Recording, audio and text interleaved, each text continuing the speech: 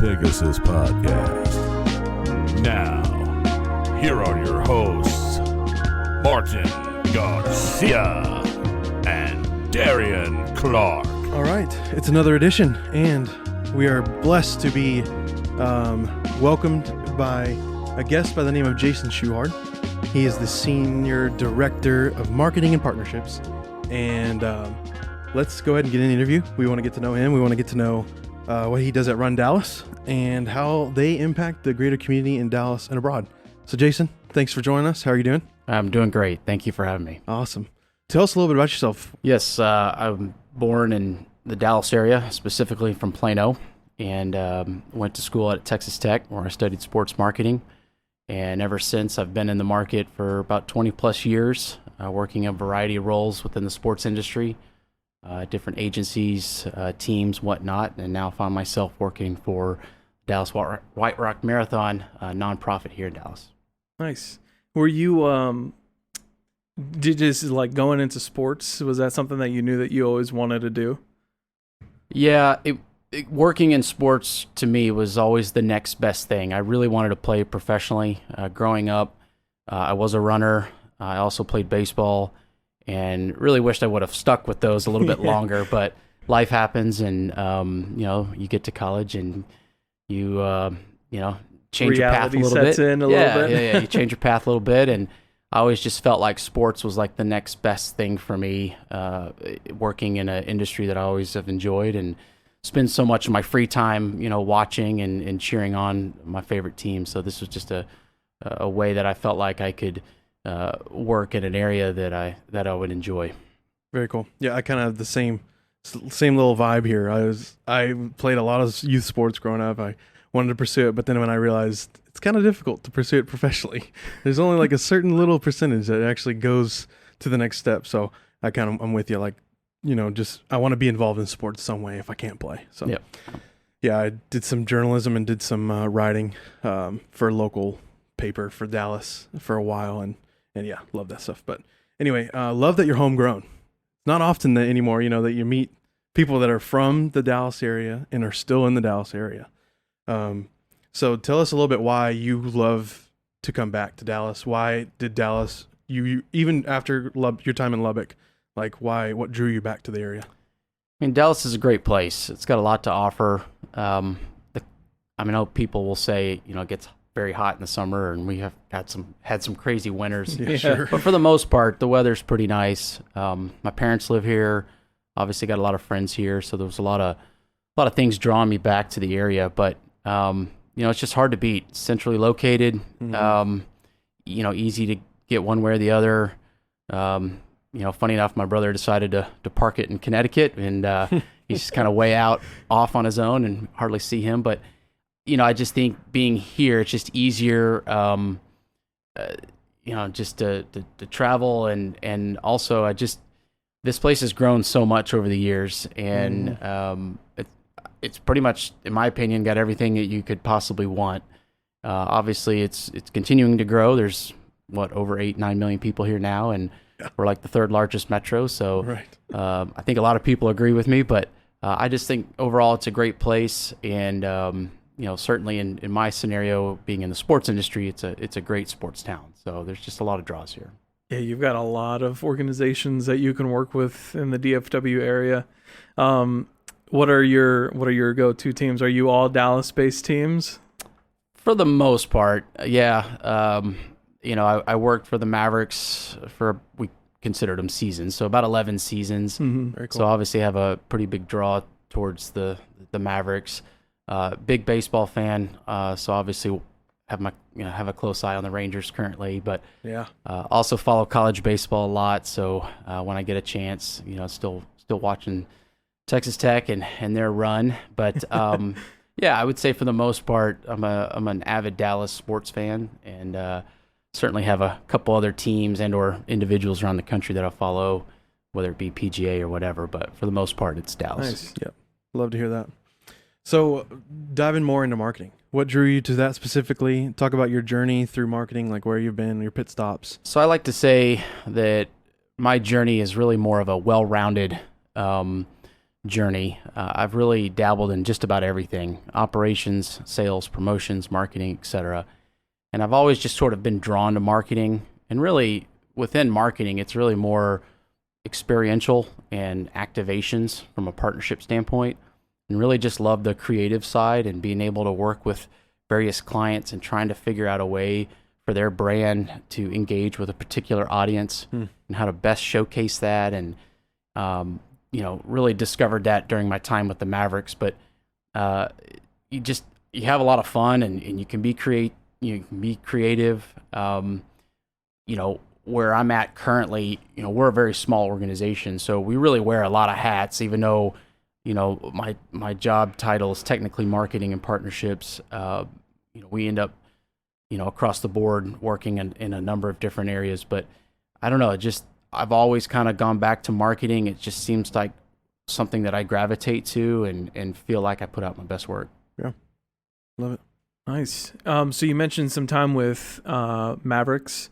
Did you do, can you take us from the beginning of when you got into marketing and the sales, and kind of like how all of that was and how it was working with these organizations, and then like getting to where you are now?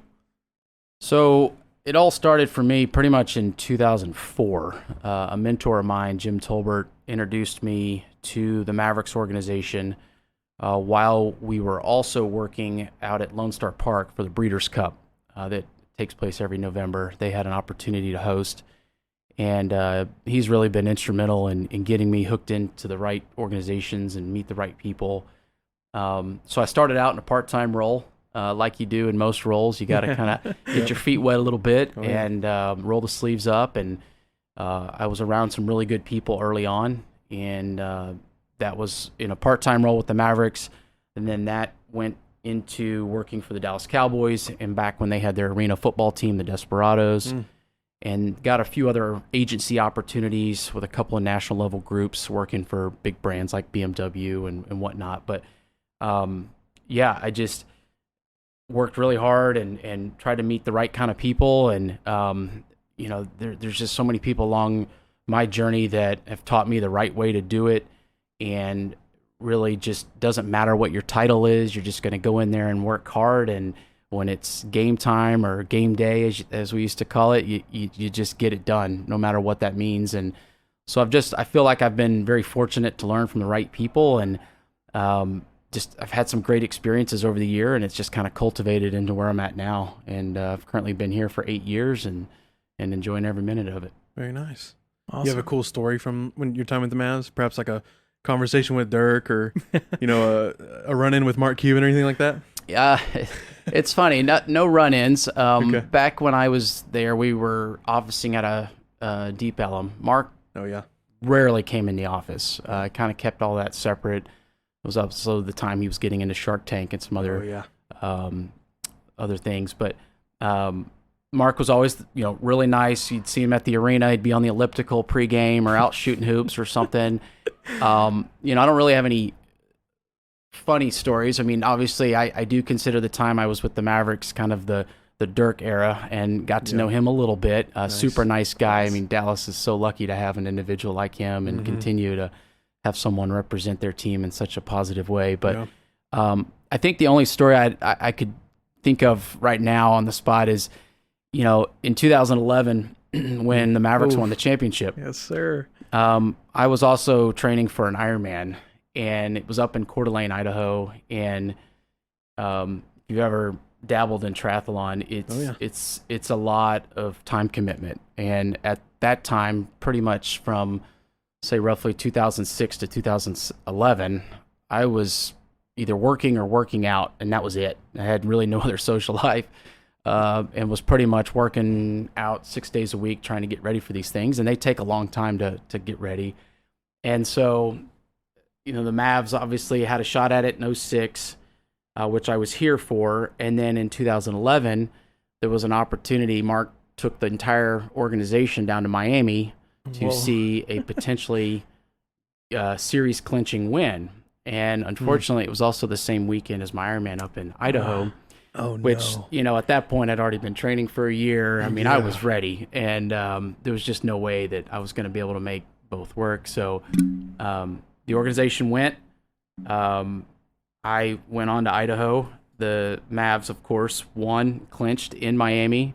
Man. And, then from then on, I just had to hear about all the fun, wild stories and pictures and just all the moments that everybody got to share together after, waiting for the Mavericks' first championship. And so I don't know. I don't ever look back and regret, but Right. Of all the seasons that I worked with the Mavericks, I really wish things would have worked out a little bit differently so I could have experienced that, because anybody that works in sports knows that championships are hard to come by. It doesn't matter how good your team is one year. I mean, it can completely change, and it's so hard to win a championship. And so when you're there, you just want to experience it all. And so missed out a little bit, but hey, the important thing is the Mavs won. So yeah. But in retrospect, the Ironman, is also something like, to talk about a fork in the road. How did it go at the Ironman? Well, I mean, it was good. I've done 2 of them. That was my second. Okay. Idaho's beautiful. Yeah. I wouldn't recommend it for someone living and training in Texas. Sure. It's the coldest water I've ever swam in. I think it was like 50 degrees. It was insanely cold. It's very mountainous, very tough terrain. So beautiful going up there and spending some time up there. And I definitely would travel there again. But from a racing perspective, it was very difficult. I can imagine. Very, very different than my first one in Arizona. So yeah, just a quick story. I worked the Ironman 2 years in a row in Kona, Hawaii, and talk about terrain there. Like, that one is just treacherous. Yes. And one of the years that I worked at, Heinz Ward did it, and wow, just like, he's a premier athlete, Right. for years, and the guy finishes it completely sprinting to the end. I'm just like, everyone else is like, barely crawling to the end. I'm like, everyone's just cheering them on at the finish line. It's just such a sight. But man, it was just so cool. Anyways, going off a little tangent. You probably had that mentality of like, I can't let these people down. Like, they know who I am. I gotta push it all the way through. Different level with him, but oh, that's great. Very cool. Can you give us kind of a brief? So now let's transition to runDallas. Can you give us a brief overview of runDallas and like its vision and its purpose and what it tries to do for the Dallas community? Yeah. So runDallas is really kind of a DBA name. We're really Dallas White Rock Marathon. That's what most people remember us by, but that's also our nonprofit name. runDallas was developed a few years ago as kind of an overarching brand for some of the new events that we were adding to the calendar. We're a nonprofit organization. We're made up of 15 volunteer board members and a full-time staff of 2. So a pretty small group. But really, we are just trying to promote health and fitness through running-related activities and trying to impact individuals, families, kids, etc. We are Texas's longest running marathon. We are the official marathon of the city of Dallas. We've been around since 1971, so we've got a lot of history. Yeah. Awesome. And we've grown quite a bit over the years. Running it's fluctuated over the years from a popularity standpoint. Obviously got really popular in the 80s and 90s, and people are still running for exercise, but folks that actually come out and compete in events has gone down a little bit. But our goal is to provide a safe and fun atmosphere and something for these folks to challenge themselves towards and train and get that feeling of accomplishment. And we offer a variety of distances and really want to make sure that our events are marketed to both seasoned runners and first timers. And so we're trying to continuing to be more and more inclusive and really now at this stage is really trying to backfill an audience that made the sport popular at one point and try to introduce our sport to a younger audience. Nice. Very cool. So 52nd year. Is that right? Yes. Where does the actual marathon happen? Because I know it used to happen in Fair Park, right? Yeah, so it's changed locations over the years. Okay. Right now, currently, we're at Dallas City Hall Plaza. Okay. We've been at the American Airlines Center. We've been at Fair Park.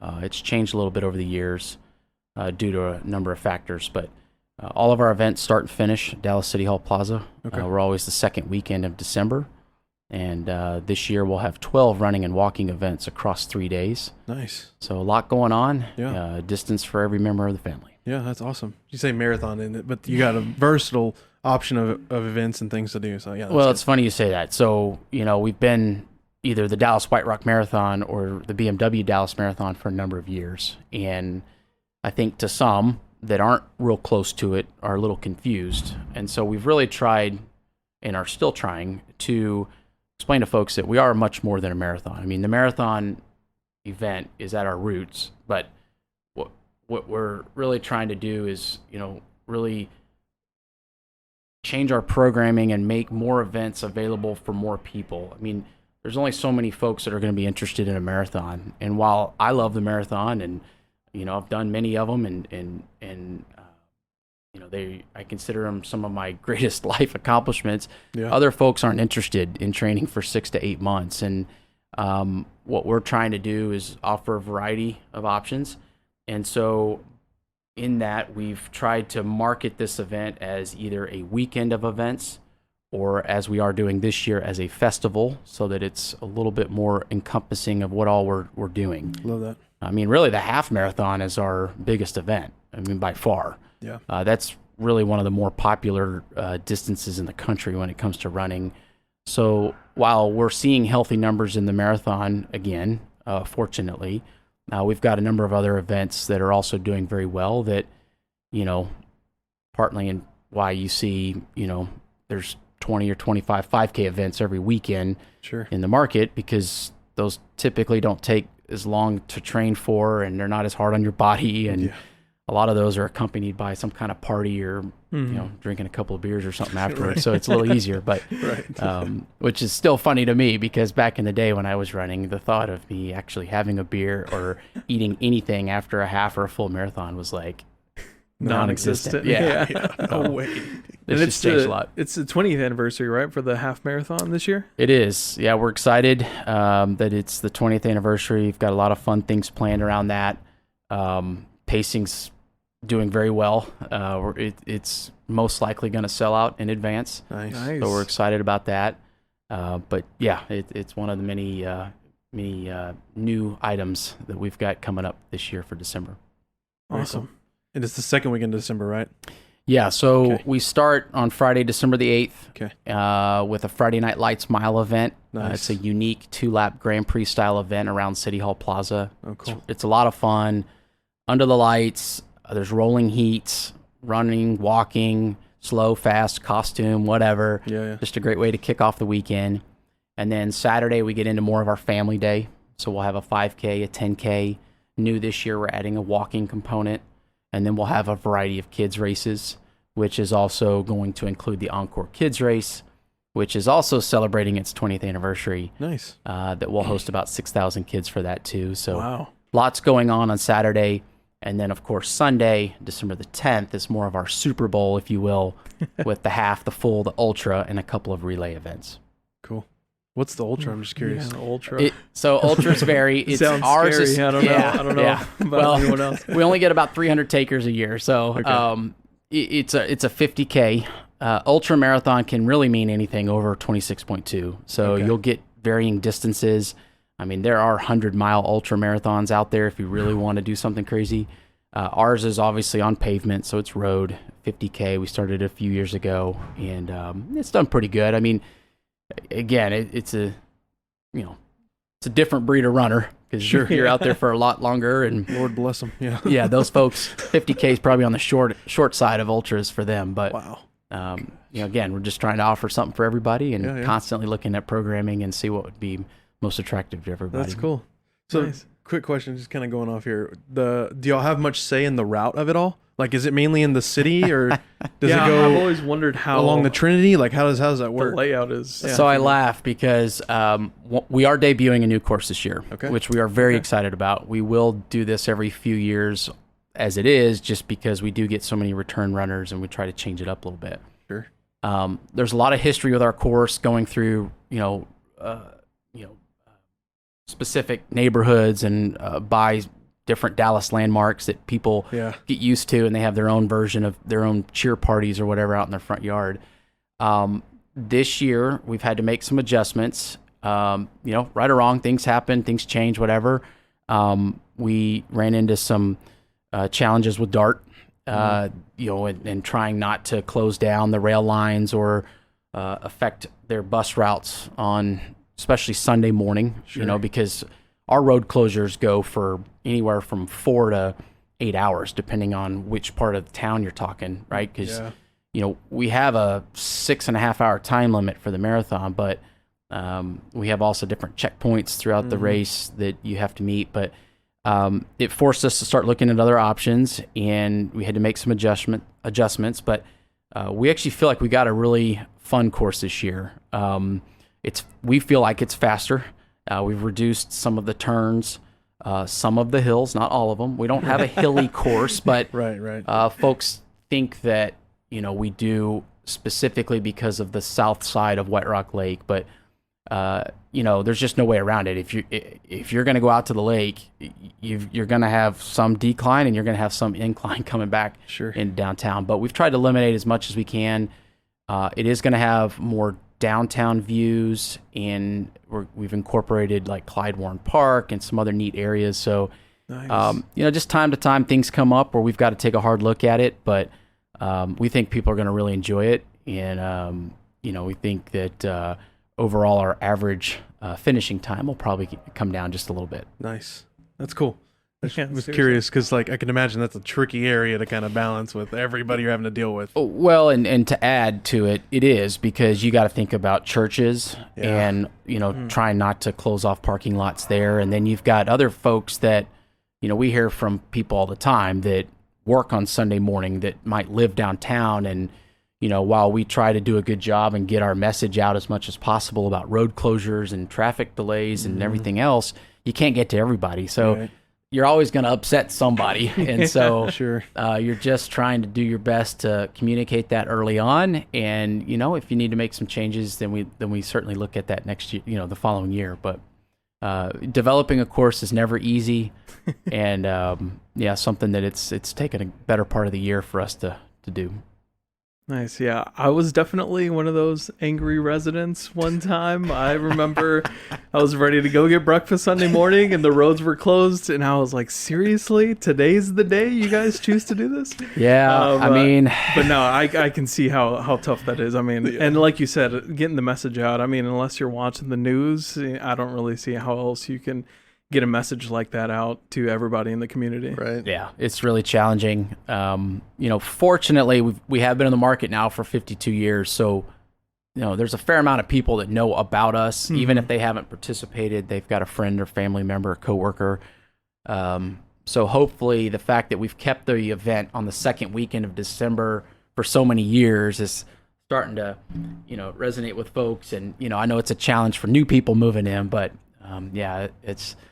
Unfortunately, whenever you have a major event that spans 26 miles, there's always going to be some angry people. Yeah, it's inevitable. Unfortunately, I actually know 2 friends who are running the marathon, so it's pretty cool. I told them that we were sitting down with you, and they were like, "Wow, that's really awesome for you guys! Congrats!" Oh well, we appreciate that. They're looking forward to it. They're starting their whole training process as well. So I was like, "Good luck." He was like, "I got to wake up at 5 o'clock in the morning to start my run. Got to run a couple miles." I'm like, "Oh yeah." You do you. I'm going to sleep in. Whatever. That's totally hey, fine you know with what? me. This is why I was saying we've got plenty of other events. We've got a 1 mile. Right. We've got a 5K. We've got relay walks. events. You're getting me with the walks. You guys can do a 2-person half relay. How about that? Yeah. Oh, true. I can do that. Yeah. Nice. That's awesome. So I was kind of looking through the history of the marathon. Started in White Rock, and was also in March. So now you guys are doing it in December. Do you know why that happened? Well, I don't know the exact reason. Marcus on our team would probably know the specific answer, but it started in 1971 in the springtime period, and I don't know. I don't know if it was weather related or what. It started off obviously very small. We had 81 runners that very first year, and 1976 is when it officially moved from the spring to the fall, and it's been there ever since. Early winter. It could have been for a variety of reasons, whether it was weather or various road closures or, there's other long-time event staples in this area, the Turkey Trot, some other events that, had something to do with it. But I mean, if you look at the overall marathon calendar in the state of Texas, most of them are in the winter time period anyway. You've got Houston in January, you've got Fort Worth and Austin in February. So everybody kind of bunches in during that time period because typically most runners like it to be cool to cold when they're running, long distances. Yeah, and you'll purposely overlap like that because people had been training so they can kind of double dip here and there because it is kind of close to the Turkey Trot like you're mentioning.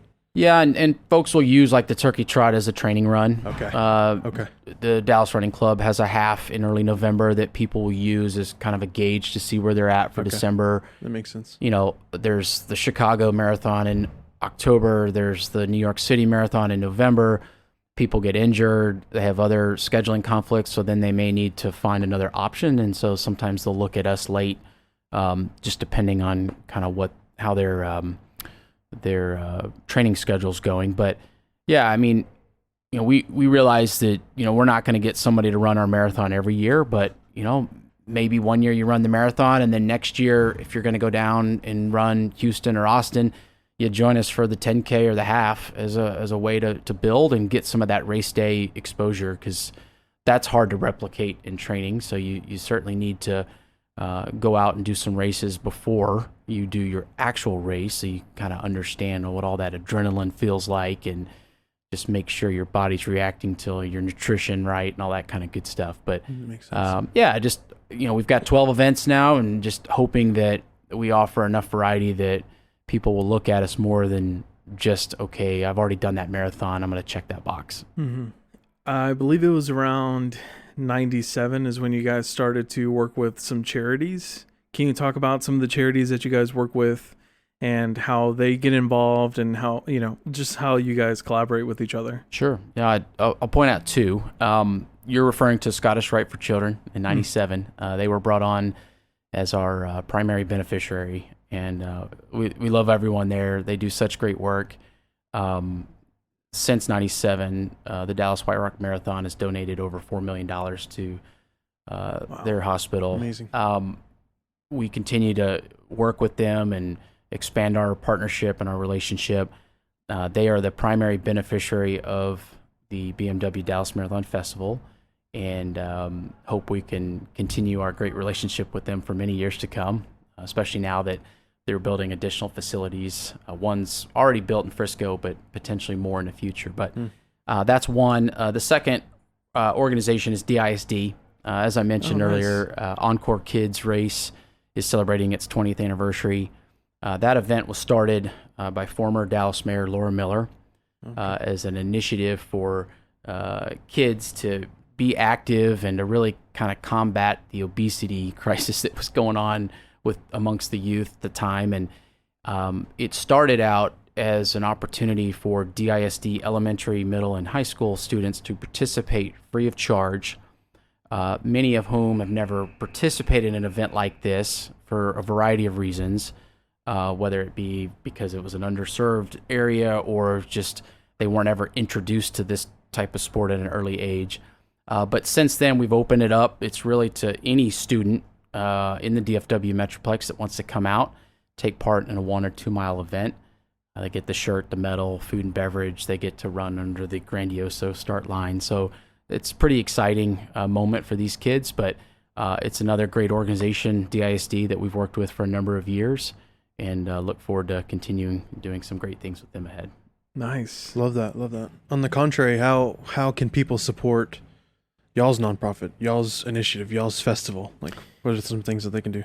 So, of course, first and foremost, if you participate in some format, whether you want to register to run or you want to volunteer, our event benefits Scottish Rite. All the proceeds will go to Scottish Rite. In addition, Scottish Rite also has patient champions and 2 junior race directors that they identify through their patients that will come out and be a part of race weekend. That's awesome. They get to, help start the race, hold the finish line tapes, put medals around people's necks. This year, they're going to come out to some of our fall fun run events and have a little bit greater of a presence there. But we have different fundraising opportunities aside from registering, that if you wish to support Scottish Rite on behalf of one of these patient champions, you'll have the ability to do so. In the coming weeks, we'll be sharing some information through our media channels on how people can do that. But always, open to partnering with groups that want to support Scottish Rite, and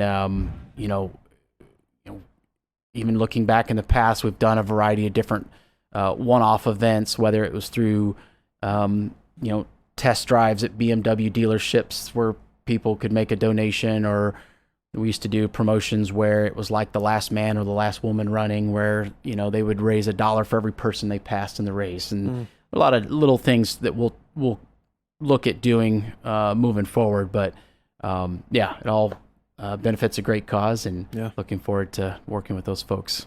Awesome. Nice. Seems like y'all got countless ways that you can just give opportunity for people to give back. I love that. Always want to highlight that. So thank y'all for the good work in that area. Yeah. So you mentioned this a little bit, but can you kind of explain runDallas, Dallas White Rock, BMW? How does all of that work in its umbrella? So, like 2018, we were starting to look at, obviously the calendar as a whole, and adding different events and expanding our programming. And so during that time, we started adding events such as we did a corporate 5K event down in Trinity Groves. We did a July 4th event down at Clyde Warren, and we really needed a place to kind of house all of these different events, so that we weren't necessarily always sending people to DallasMarathon.com or BMW Dallas Marathon.com at the time. And so we had a president on our staff who was formerly with Run Disney, and he brought a lot of his ideas and strategies to our event. And so he had kind of helped come up with this concept as, we need an overarching umbrella to have all of these events sort of live beneath. And so we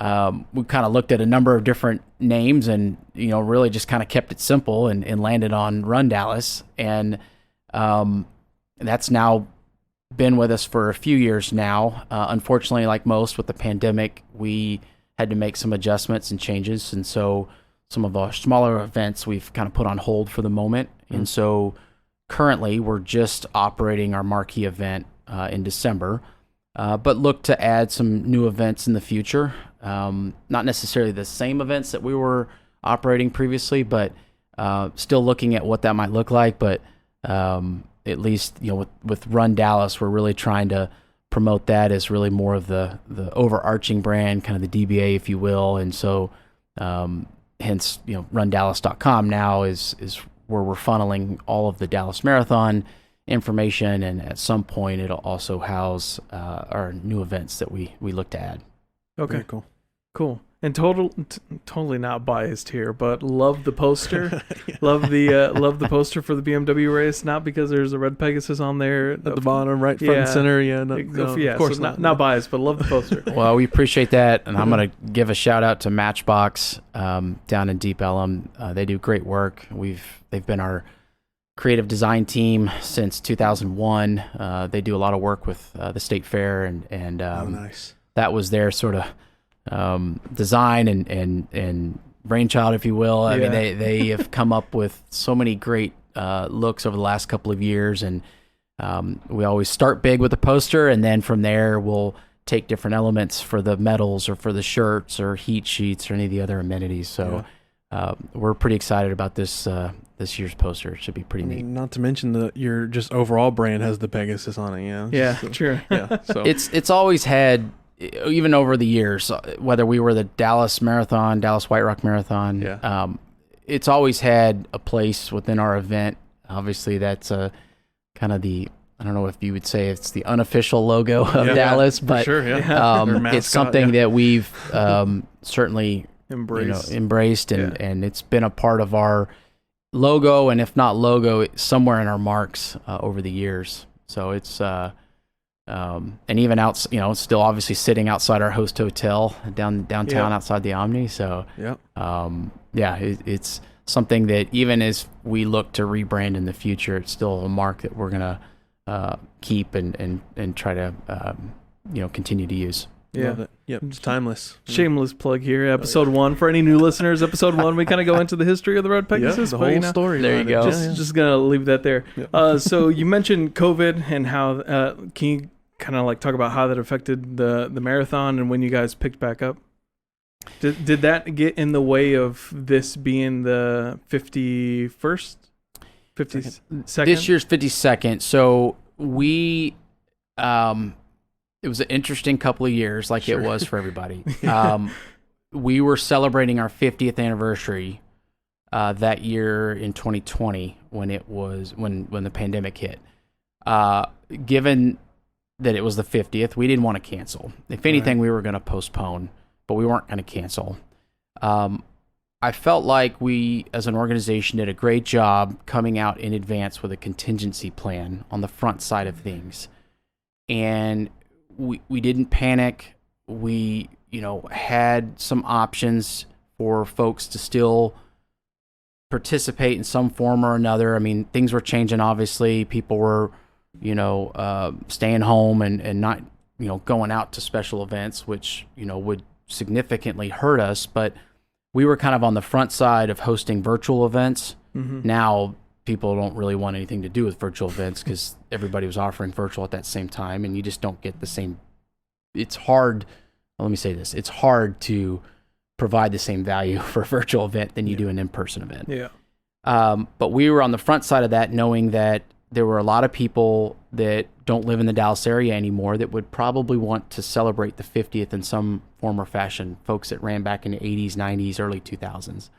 So we were already going to offer a virtual event anyway, even before the pandemic started. And as I was mentioning earlier, we paused some of the smaller events that we were just starting to get going and decided to strictly just focus on the marquee event in December. And, of course, we weren't able to host in December. It just wasn't the right time. But we were fortunately able to talk with the city of Dallas and come up with some backup dates. First, that was going to be in the spring. I believe we were looking at I think it was like late April, early May. It might have been the first weekend of May. The city of Dallas gave us the green light on. And then once, a few more months went by, we determined, okay, I don't think the city and the market's really ready to come out and join in an event like this. Because we were also we were really struggling with okay, do we really want people coming down here in masks and gloves and having their temperature checked when they get in corrals? I mean, That's not a great experience. Yeah. I mean, I know it was the way of the world at the time, but that's really not what we were trying to market and really try to show people that, hey, come be a part of our event. This is what you get to do. So we just felt like until we could offer the experience in what we would deem a normal fashion or an elevated experience, we weren't going to do it in person. And so we decided to postpone once again. And so we ended up celebrating our 50th in December of 21.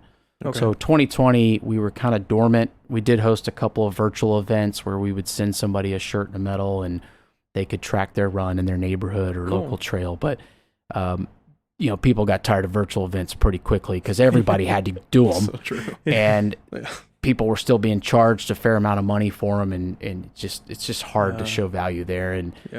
And since that year, we haven't provided virtual events, and I don't envision us doing that anytime soon because, again, we would prefer people to come down and join us in person because you just can't replicate that experience at home. Right. What a time. I'm just glad we're past it. I know. For the most part. Yeah. We'll see. You did mention they did stop some of the smaller events, the pandemic stopping the smaller events, but you also mentioned some of the fall fun runs coming up. Can we just dive into some of those? Maybe give you some time to promote some of the things that are happening outside of the big event in December? Sure. Thank you. No, we have a series of what we call the BMW Fall Fun Runs that take place on consecutive Thursdays. They're actually going to start next Thursday, October the 5th, in Fort Worth.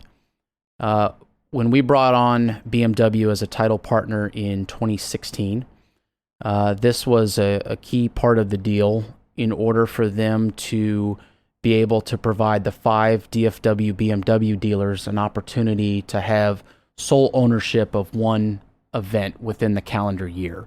Yes, they're all going to come together and support the main weekend, marathon weekend in December, but this was an opportunity to come out to their area. Where they're all located is not necessarily conducive for a 5K. They're along, major highways or whatever. So we try to find nearby parks or other locations to do these. They're small 500 person events. We have actually opened this up over the years to all of our partners to come out and provide samples. We'll have a DJ out there, 3-mile run, some additional giveaways. And really over the years, we've also, to encourage participation, we've actually made these events free of charge for anybody that is running in December. So you can come out, just enjoy a Thursday night social run, very cool. Meet some of your fellow runners, and really just kind of come out and talk December and get ready for race weekend. So we're getting ready to do those again, and something we'll do every year in the fall. Awesome. Every Thursday coming up in October. Yeah, I say it's like a traveling circus. So we basically pack up everything and just go from one location to the next. But Nice. they're a lot of work, but they're a lot of fun. And like I said, they only host up to 500, so it's a little bit smaller of a crowd. And but we've had some great feedback on them, and I think people enjoy the fact that we get out from Dallas a little bit, and go to other communities, Plano, Grapevine, Grand Prairie, etc. So a lot of different options. Yeah. And did you say where people can find these locations? Yeah, so everything is at runDallas.com, Okay. whether it's December race weekend or these fall fun runs. Anybody that's registered automatically gets an email with information on where to sign up for the fall fun runs and their comp code and all that good stuff. But it's a small fee for anybody that's not registered, but we highly encourage everyone to come out, get you a free T-shirt, some food and beverage, and just enjoy a nice Thursday night. This is the run where you can drink a beer at, right? Yeah. Yep. Very nice. Cool. Come on out. So registration did open. Is there a closing date? Is there a day they need to hit it by, or does it go all the way up to the date? So it kind of depends. We are pacing very well this year. We've got so many great things going on this year with the 20th anniversary of the half. We started a new initiative that all kids 14 and under can participate for free in any individual events. Nice. We've added walking events. We've got a new course. We've got a number of things that we are very excited about that have been very well received so far. So we're pacing very well. We're definitely ahead of where we were this time last year. Congrats. Yes, you can register even at the expo on race weekend. Okay. If space allows. Right. And I say if because we will probably have a number of our events sell out this year, which is a good thing. Yeah. We are taking a strong look at that weekly, and we'll definitely make folks known either through our social channels or email or website. But, we've got 12 events and definitely encourage early registration if someone really wants to participate this year, because there will be a few events that most likely will sell out, and that could happen as early as mid to late November. Okay. Wow, that's good news. Congrats. Thank you. Glad everything's looking up for you guys. Yeah, Jason, you mentioned a encore kids race coming up. Is there something more specific leading up to that, or anything coming up down the pipeline? Yeah, so very excited about this Friday. We have our kickoff event going on at Charles Rice Learning Center in Dallas. Each year, we will select one DISD school where we will go out and provide kind of a field day activity. All special thanks to all of our partners, most notably Encore, who will come out, bring their employees, and set up a fun activity for the kids. This year, we've got all of the sports teams bringing out their mascots. Nice. Dallas PD, Dallas Fire and Rescue will have their vehicles on site for the kids to play with and have a good time. Radio Disney tunes going on. It's just a fun afternoon for the kids. But one thing we're really excited about this year is, for the first time ever in doing this, through our partnerships with Chewbacca, we are actually providing all 450 students at this school a free pair of shoes. Wow.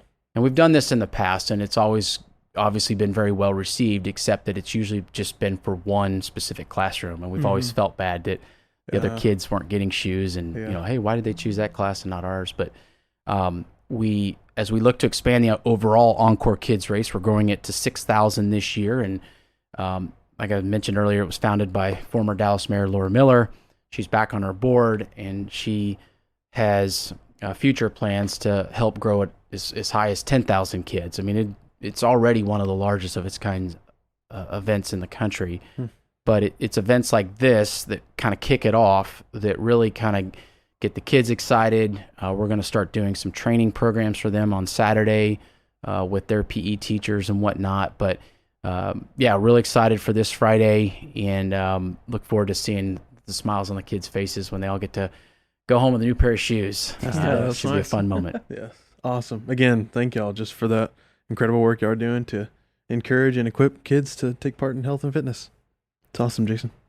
So a segment that we like to do when we have people on is kind of like talk about their favorite thing about Dallas, but we kind of like to switch it up with our guests if they're in a specific, area. With you being a sports guy and you also participating in marathons and stuff like that, where's your favorite place to run?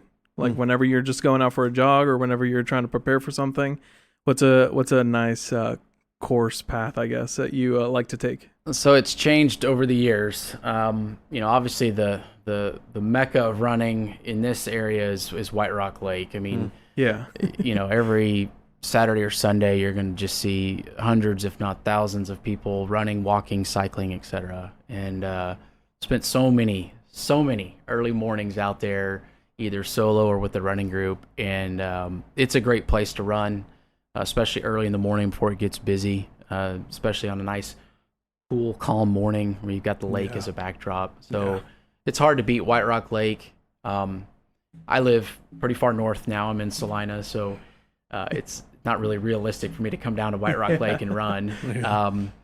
Years ago when I was living in Uptown, Katy Trail was also great. Obviously that little trail can get crowded at times, so if you're trying to do a serious run, I'd probably try to avoid it. But from a social aspect, that's a great little area to go to, and it's easy to get to. But right now, I try to run as much as I can. I'm not running nearly as much as I used to. I've also got a 4-year-old at the house, so got a lot of other good distractions and things that kind of keep me from running as much as I'd like, or working out, if you want to say. But right now out in Salina, there's a lot of farmland, and it's pretty quiet. I mean, it's growing, but there's still some pretty neat areas. So I would say right now is just enjoying getting out on some of those backcountry roads, and just kind of enjoying running past some farms and whatnot for the time being. That's awesome. It's like I picture Rocky back in the Rocky movies running through the countryside. Now it's Jason, right? That's great. Not quite. Oh, that's awesome. Man, I just love the impact y'all are doing, just equipping and empowering and encouraging adults and even children to take part in pursuing and prioritizing health and fitness. It's been a pleasure just to have you take part in this. Is there anything else you wanted to mention in the meantime, or anything else you want to promote, or whatever else? The space and the floor is yours. No, I appreciate that. No, I really want to say thanks for having me on. It's been great to meet you both and do this podcast with you guys. As I was mentioning, we're really gearing up for a great December, and would really like to welcome any and all that want to come out and participate in whatever manner that is, whether it's to actually run or walk or volunteer. We do. Our event requires over 2,500 volunteers to successfully carry out race weekend. So there's a number of ways that people can get involved, but we really appreciate everyone's support and are looking forward to a great December. Yeah, it's awesome. Awesome. Yeah. Well, thanks for joining us. We appreciate it. It was a fun conversation, and I don't know, might see us there in December. I don't know. We'll see. I'm going to check back in with you guys here soon. Yeah, we'll come flying through.